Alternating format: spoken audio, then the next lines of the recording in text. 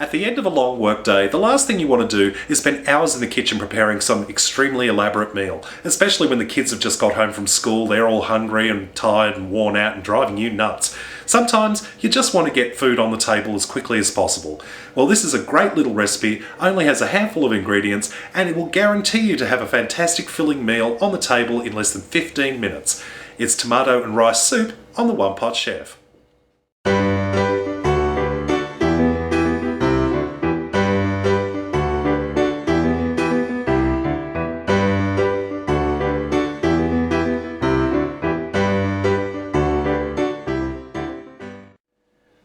As you can see, I've treated myself to some brand new cookware, so we're going to test it out today with this lovely soup. Now, you're probably going to think this is an incredibly cheaty dish, and it pretty much is, because you basically only got 2 ingredients, 3 if you count water. So, first of all, taking a jar of plain old spaghetti sauce, just stick it straight in, and we're just going to slowly warm that up while we're boiling 3 to 4 cups of water in the kettle. And this is 4 cups of water going into our spaghetti sauce.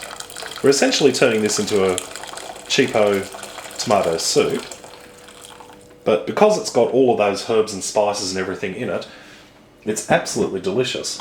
So we'll just give that a quick stir just to get that all together. Looking delicious there. Now we're going to put that onto a high heat and bring that to the boil again. We're also going to add 1 cup of just plain long grain white rice. Just pop it in. And we'll just give that a bit of a stir until that comes to the boil.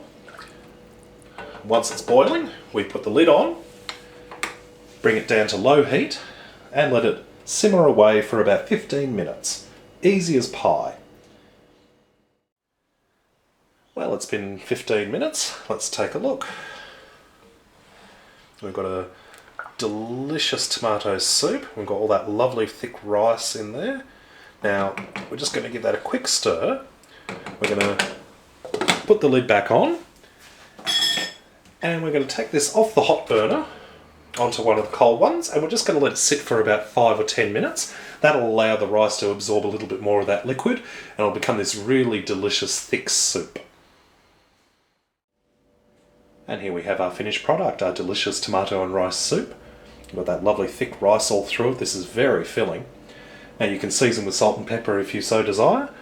I recommend serving this with some crusty bread and a bit of shaved fresh Parmesan cheese on top.